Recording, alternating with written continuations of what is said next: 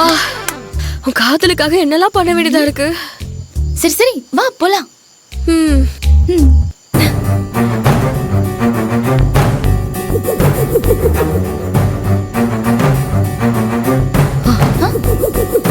போ, என்ன அந்த பக்கமா போ.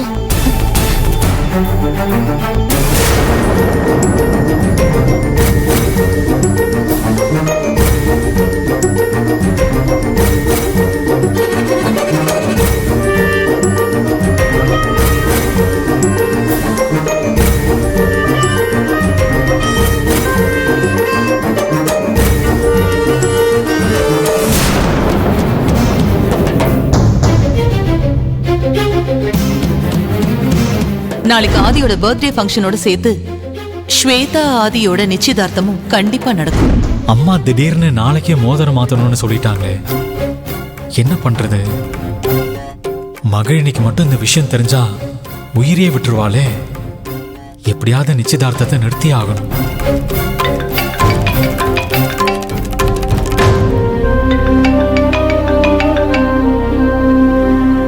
என்ன இந்த நேரத்தில் மகிழினி கால் பண்றா? ஓ, 12 ஆக போகுது.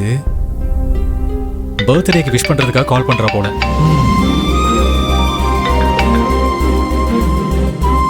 என்ன மகிழ், பர்த்டே விஷ் பண்ண தான் கால் பண்ணேன். ஆமா, இந்த நேரத்துல வேற எதுக்கு போன் பண்ணுவாங்களா? சரி, உன் பர்த்டேக்கு உன் பக்கத்துலயே இருக்கணும்னு எனக்கு தோணுது. அதே மாதிரி என் கூட இருக்கணும்னு உனக்கு தோணலையா? அது தோணுது மகிழ், ஆனா என்ன பண்றது? அம்மாவுக்கு தெரியாம என்னால வர முடியல. அம்மாக்கு தெரியாம வர முடியலையா, இல்ல ஸ்வேதாக்கு தெரியாம வர முடியலையா? ஏய், நீ கால் பண்ணது கொஞ்சம் சந்தோஷமா இருந்தேன். அதுக்குள்ள நீ எதுக்கு அவளை ஞாபகப்படுத்துற? பின்ன அம்மாவுக்கு தெரியாம வர முடியாதுன்னு சொல்ற. போன வருஷமும் தானே உங்க அம்மா இருந்தாங்க. அப்போ ஹாஸ்பிட்டல்ல எங்க கூட இருந்து பர்த்டேவை செலிப்ரேட் பண்ணலையா? அது அப்ப அம்மா எதுவுமே கண்டுக்கல.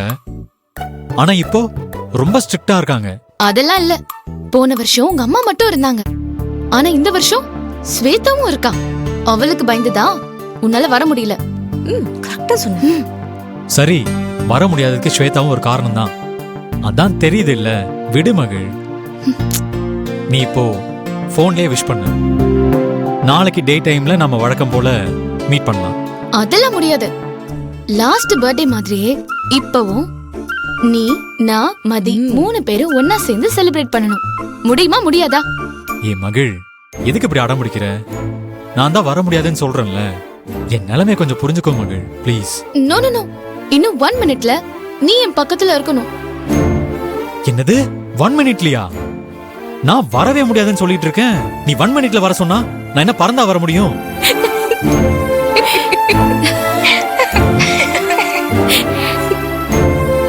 மதி குரலும் கேக்குது. அவ உன் கூடவா இருக்கா? ஆமா ஆதி, நானும் தான் இருக்கேன். நீ சீக்கிரம் கிளம்பி வா. மதி, உனக்காவது நான் சொல்றது புரியுதா இல்லையா? என்னால இப்ப வர முடியாது மதி. நீயாவது கொஞ்சம் மகிழுக்கு எடுத்து சொல்லி புரிய வை. ஹலோ பர்த்டே பேபி, உன் நிலைமை புரிஞ்சதுனாலதான் சொல்றேன். நீ ஒன்னும் பறந்தெல்லாம் வர வேண்டாம். அப்படியே எழுந்து உன் வீட்டு மொட்டை மாடிக்கு வா போதும். என்னது மொட்டை மாடியா? அதுவும் ஏன் வீட்டு மொட்டை மாடியா? அடி பாவீங்களா, அப்ப 2 பேரும் இங்கே வந்துட்டீங்களா? ஆமா ஆதி.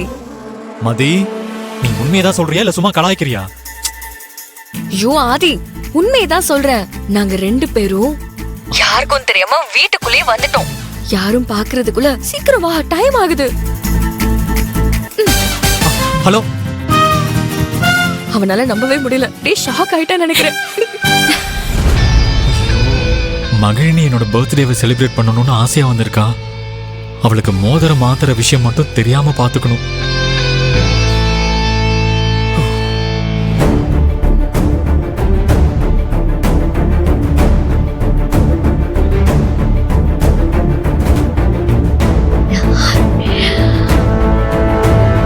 நேரா போய் கேக் எடுத்து வச்சுட்டு ஆதி ரூமுக்கு போய் அவனை எழுப்பி அவன் கையால கேக்க கட் பண்ண சொல்லணும்.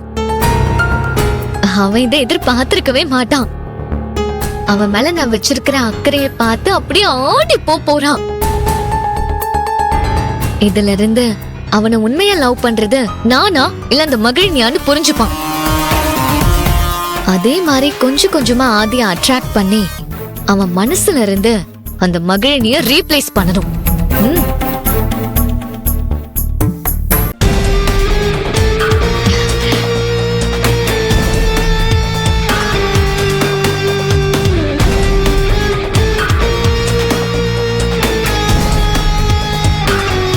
ஐயோ, டைம் ஆக போகுது. ஐயோ,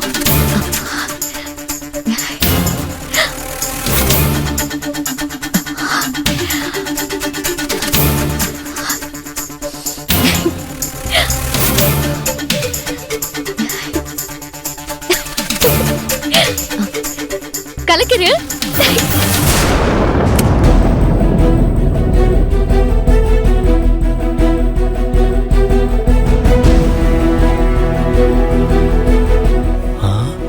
யாரும் இல்ல.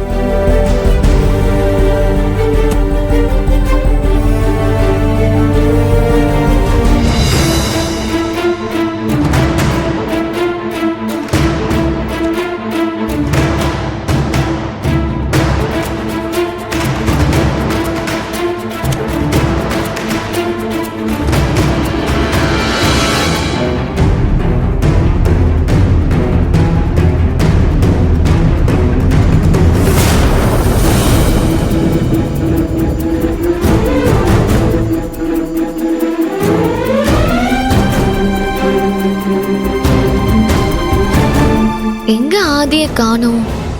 எங்க போயிருப்பான்?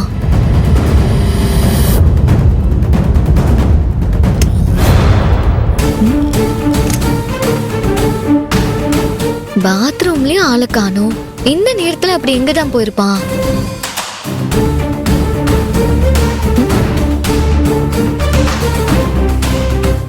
வண்டி சாவியெல்லாம் இங்கதான் இருக்கு.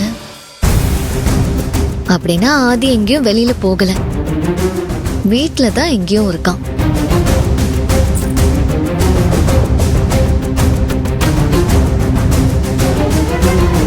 ஆதி எங்க போயிருப்பானே தெரியலையே.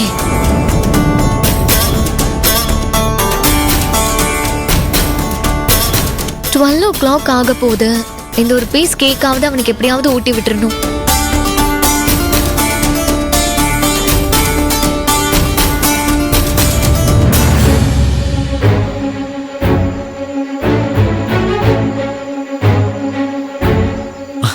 ஹாய்.